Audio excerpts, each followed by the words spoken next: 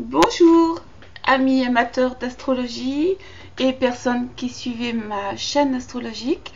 Je vais vous parler aujourd'hui, donc on est le 14 mars, jeudi 14 mars, de la pleine lune qui aura lieu dans une semaine, le 21 mars 2019. J'espère que je vous trouve en pleine forme. Ici à Nice, on est en pleine période des allergies, ce qui n'est pas évident du tout à vivre. On va reparler de la nouvelle lune qui a eu lieu le 6 mars. On a assisté à la fin d'un cycle qui nous a annoncé une transition importante entre deux mondes dans le signe du poisson. Donc on se prépare. C'était un début de désintégration de l'ancien. On assistait à la fin d'une histoire et il fallait se mettre en marche vers un monde futur et laisser tomber derrière soi tout ce qui ne correspondait plus.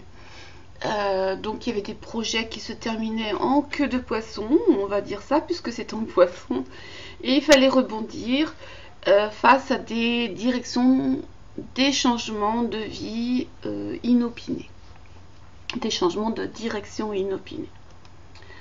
Avec la lunaison du 21 mars, le soleil passe en bélier, ça c'est bien, la nature s'éveille, on sort du passé, on sort de l'engourdissement de l'hiver, hein. C'est le feu qui surgit, éclatant, explosif, ça jaillit de toutes parts, c'est l'énergie première, l'énergie des commencements, un feu créateur, et qui peut être destructeur aussi, généreux, et qui va se diffuser dans toutes les directions, comme la nature, les oiseaux, les naissances de petits oiseaux, les petites feuilles aussi dans les arbres. On assiste à un renouveau. Le soleil est en bélier, je vais vous montrer la carte. Voilà. Donc le soleil en bélier, je vais mettre mon petit doigt. Quand je dis petit. Où il est? Voilà, attends. Voilà, soleil en bélier, conjoint à Chiron. Lune en balance tout en haut. Hop, voilà. On va en parler. Le soleil en bélier, il est dit exalté. Dans le bélier, c'est une énergie martienne qui est forte. C'est le temps de toutes les naissances. Donc pour naître, il faut quand même pousser très fort. Très fort, par exemple, quand on est sous terre, il faut quand même pousser très fort pour une petite plante pour voir le jour. Quand on est un bébé aussi, il faut pousser très fort, évidemment, pour naître. C'est la sortie des êtres et des choses hors du sein maternel. Donc il y a quand même une forme de fragilité puisque c'est la naissance de quelque chose. Donc c'est quelque chose qui est tout neuf, qui est tout délicat, tout fragile. Le signe du bélier, c'est sous la maîtrise de Mars, le guerrier, le martien, le gladiateur romain par exemple, si on parlait de mythologie. Arès. Je disais donc notre Mars, notre guerrier intérieur, fait preuve d'une volonté d'initiative puissante, persévérante, patiente. L'activité est constructive sur le plan matériel et artistique, parce que le taureau parle également de la voix, de la matérialité, ou sensuel, donc sur le plan matériel ou artistique ou sensuel, donc à quelque chose de lié au sens, à la terre. Mars ici éveille les sens, les passions. Il livre une certaine bataille à la matière, la sculpte, la malaxe. C'est une volonté qui est exprimée ici de matérialiser, de posséder, de conquérir ce qui s'exprime ici. Donc l'action est peut-être lente à mettre en route, mais quand elle est lancée, elle est difficile à arrêter. Donc on voit ce désir qui se profile. Ici, nous sommes dans une phase de pleine lune, une phase où le soleil éclaire le besoin lunaire en face d'être en lien, en balance, de créer du lien avec l'autre, les autres. Un besoin, une envie de s'associer, d'associer nos forces avec celles des autres. La pleine lune est aussi la maturation des projets qui ont été formulés au moment de la nouvelle lune, au moment du changement de direction imposé. Donc le soleil est à 0 degré du bélier et la lune à 0 degré balance, à quelques degrés près. Quelques minutes près, pardon.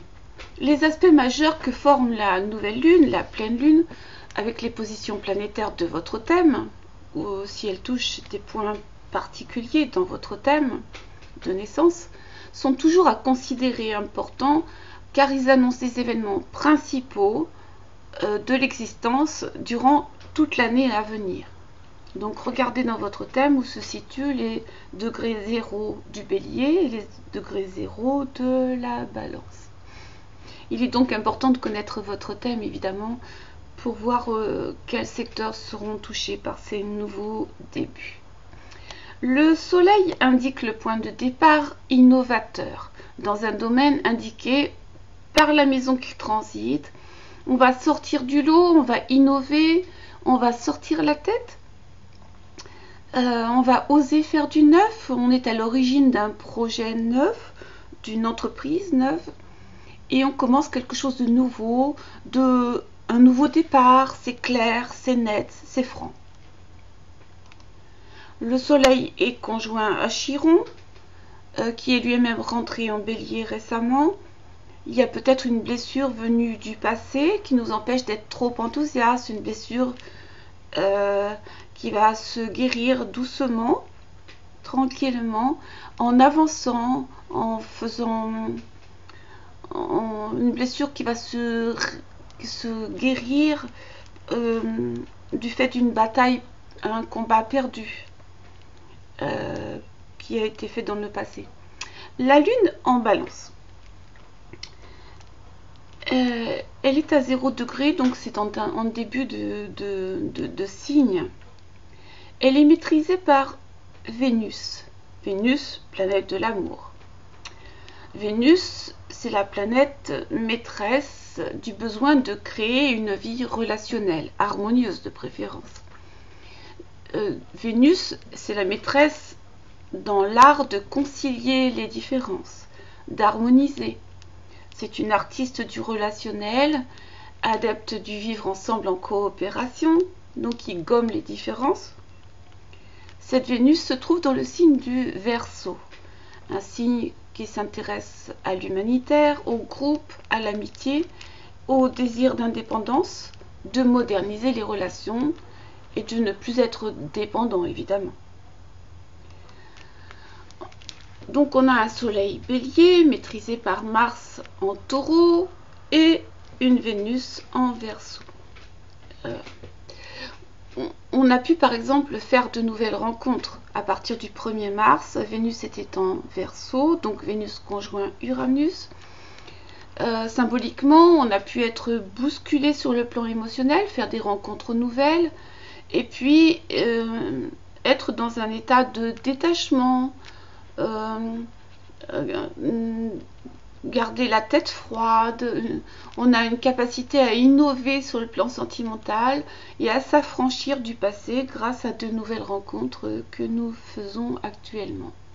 À partir du 1er mars cette année, Vénus est rentrée dans le Verseau et donc a dû accentuer notre besoin de se libérer d'un passé.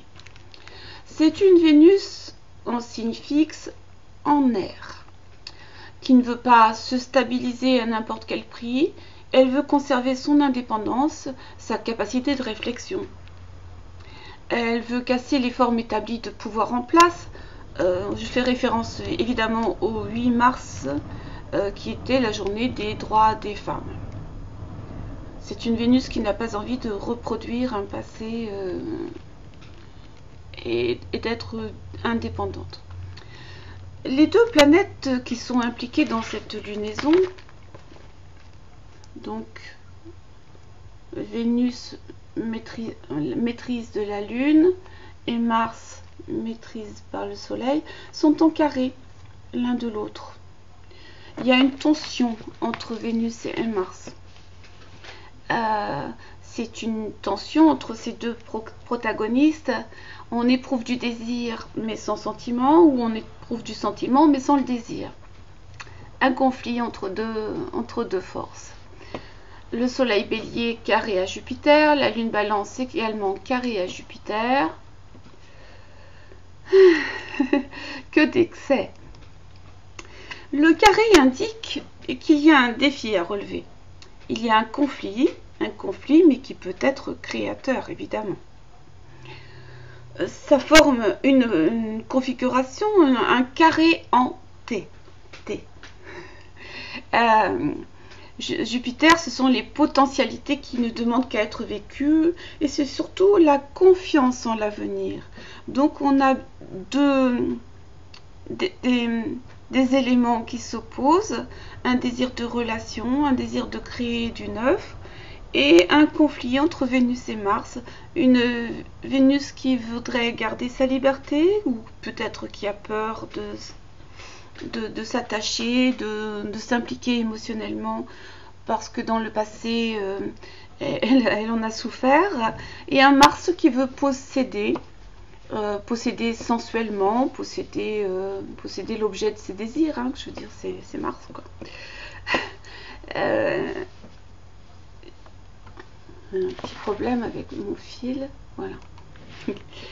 Autre chose, Vénus en Verseau est également conjointe à la Lune noire en Verseau, donc c'est pour ça que je disais tout à l'heure, c'est peut-être lié à une souffrance, liée à quelque chose du passé.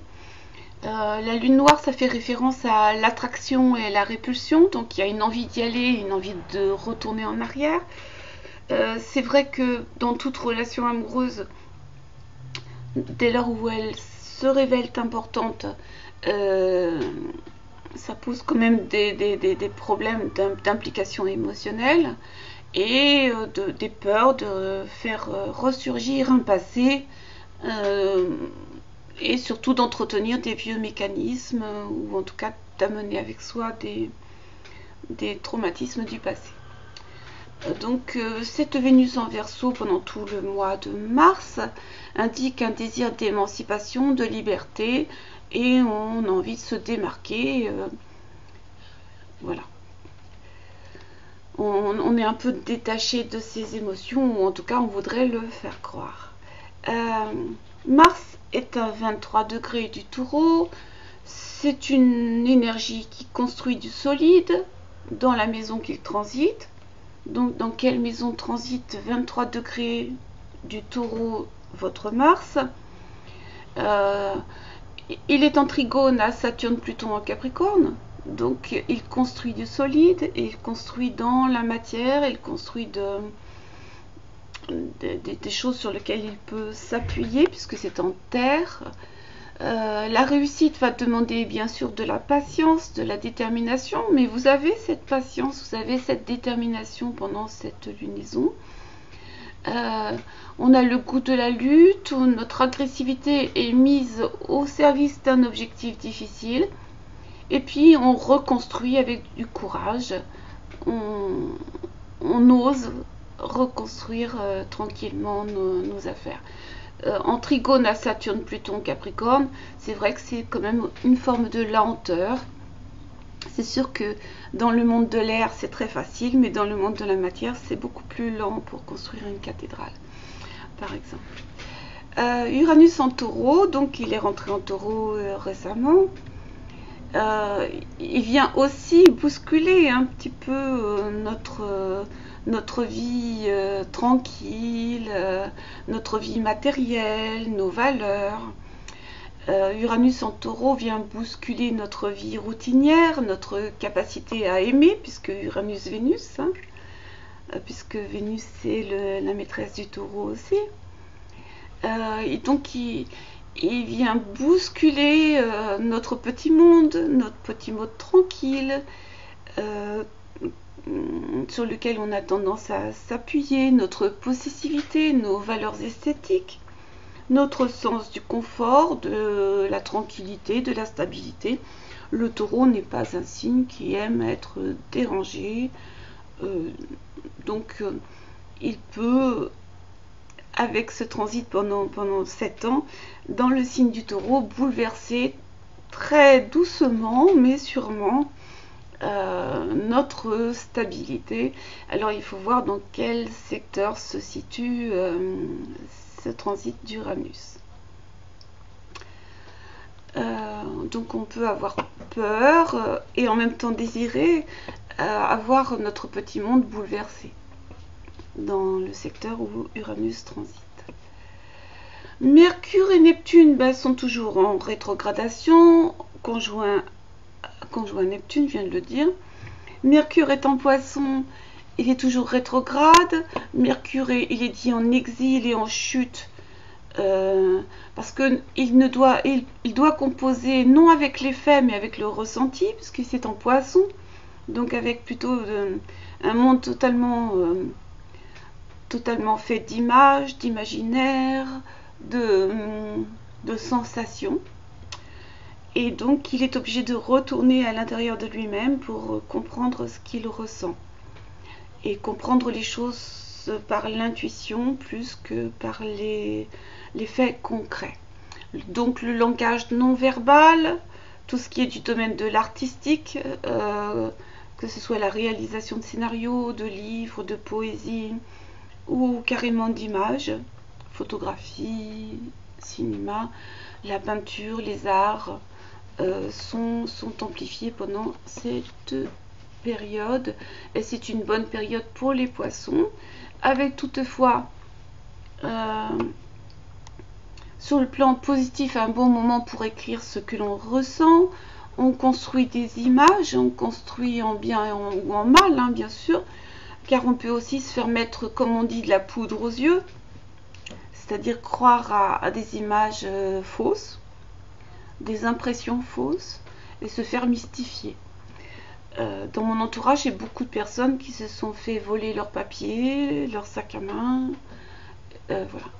On a tendance à planer, à oublier les objets, à être dans son imaginaire, on se réfugie dans les rêves, donc on projette en fait un futur merveilleux, et on ne voit pas les choses nécessairement dans sa réalité.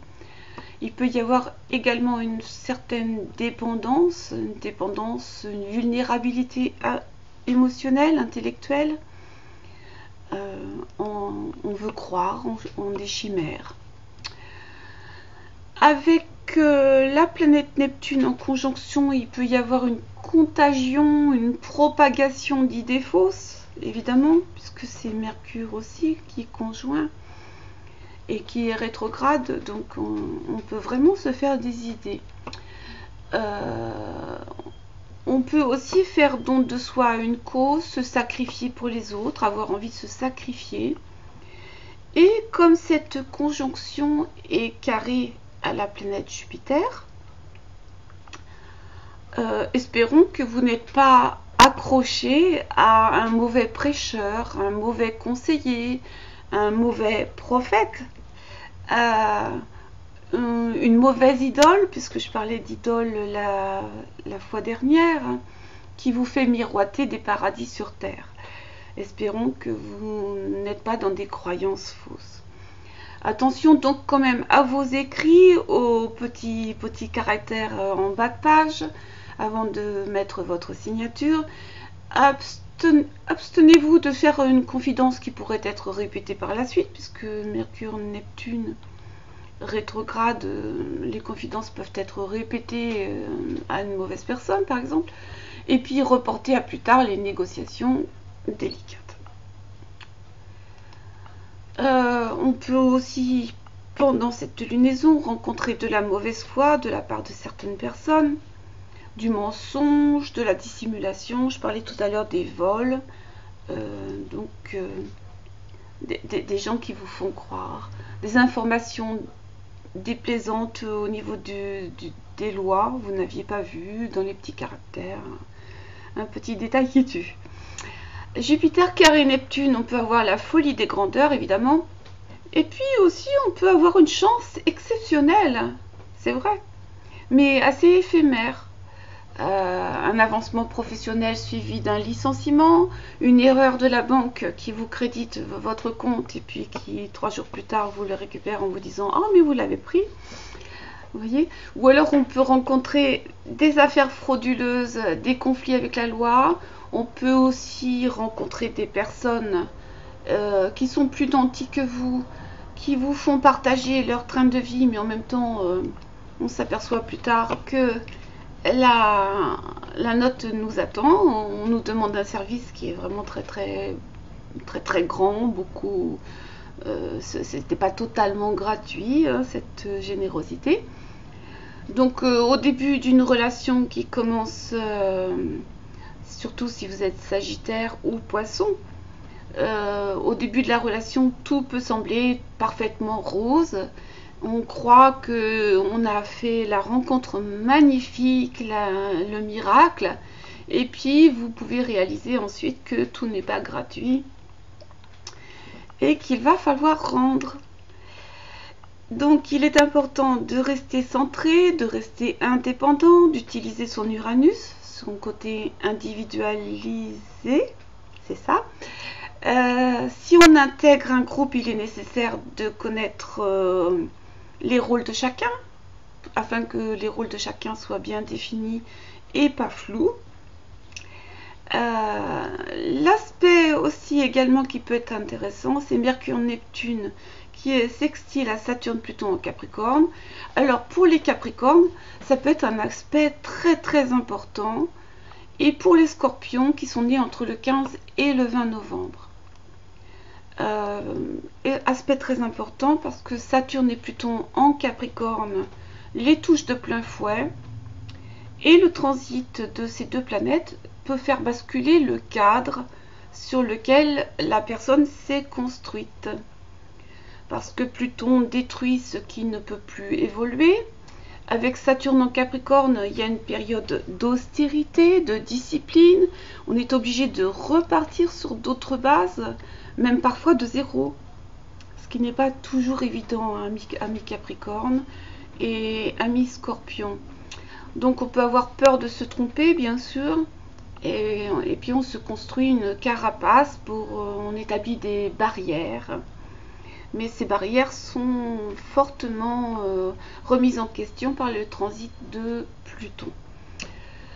Donc Pluton détruit ce qui est désuet, ce qui est périmé, pour reconstruire autrement, parce que le temps est venu de passer à autre chose. Donc ça peut être notre vie, évidemment, ça peut être une relation, ça peut être un sentiment, un travail qu'il faut laisser pour passer à autre chose. Il est nécessaire donc de passer à autre chose. On ne recrée pas la même chose 2 fois de suite, une manière de vivre, une relation. Et donc ça peut donner lieu à une relation une séparation forcée, pardon, et la destruction de ce à quoi on tenait. L'aspect Saturne-Pluton-Capricorne nous confronte à la nécessité de tourner les pages anciennes et dépasser de nos vies, mais ceci c'est dans le but de reconstruire quelque chose qui est beaucoup plus conforme à nos rêves les plus profonds. Nos rêves les plus profonds. Il y a la lumière qui s'est arrêtée. J'étais perdue. Avec Pluton, on est sur le fil du rasoir. Il faut accepter de mourir à ses désirs, hein, accepter de lâcher le contrôle pour renaître. Ça correspond à des grandes transformations sociales. Donc ce que je disais, Pluton a tendance à détruire tout ce qui est désuet, périmé, pour reconstruire autrement et de faire table rase. Donc ça s'adresse à toutes les personnes qui ont des planètes dans les derniers degrés du Capricorne, donc les années 61 par exemple, qui ont Saturne, Jupiter en Capricorne, et puis les personnes qui ont l'ascendant en Capricorne, le Soleil en Capricorne, ils sont en pleine reconstruction. et les formes anciennes meurent. Donc les figures d'autorité qui sont en poste ont besoin de montrer leur intégrité, autrement ils risquent de perdre leur pouvoir et leur crédibilité évidemment, si cette crédibilité n'est pas actée. On sent collectivement sous un transit de Pluton sur Saturne que quelque chose veut se libérer de ses limites, de ses barrières, de ses blocages anciens et veut s'imposer comme quelque chose de nouveau. Sur l'ascendant par exemple, quelque chose d'externe nous force à changer et on a intérêt à lâcher prise parce que l'ascendant c'est le corps. Mais on pourrait en parler pendant des heures. Je voudrais pas que ma vidéo soit trop longue. Donc une lunaison qui va nous faire débuter des nouvelles choses. 0 degré Bélier dans la maison qui elle transite dans votre thème, avec la lune en balance, la lune en balance qui montre un besoin de se lier, et les deux planètes liées aux relations Mars et Vénus qui sont en carré, donc qui doivent relever un défi. Un défi important et qui ont besoin de développer une certaine confiance en l'avenir puisque c'est carré à Jupiter. Les planètes quand même parlent de concrétisation de projets dans la matière et de belle énergie. J'espère avoir répondu à vos questions. Évidemment, les signes du Bélier, les signes de la Balance sont touchés bien sûr, et les Sagittaires, et ils entament de nouvelles relations. Et le Taureau, bien sûr, commence à être légèrement secoué dans ses fondements. J'attends vos commentaires. Je serai toujours très intéressée de lire vos commentaires à la fin. Vous pouvez me contacter, je vais mettre mon email. Et puis je vous remercie pour tout. À bientôt. Au revoir.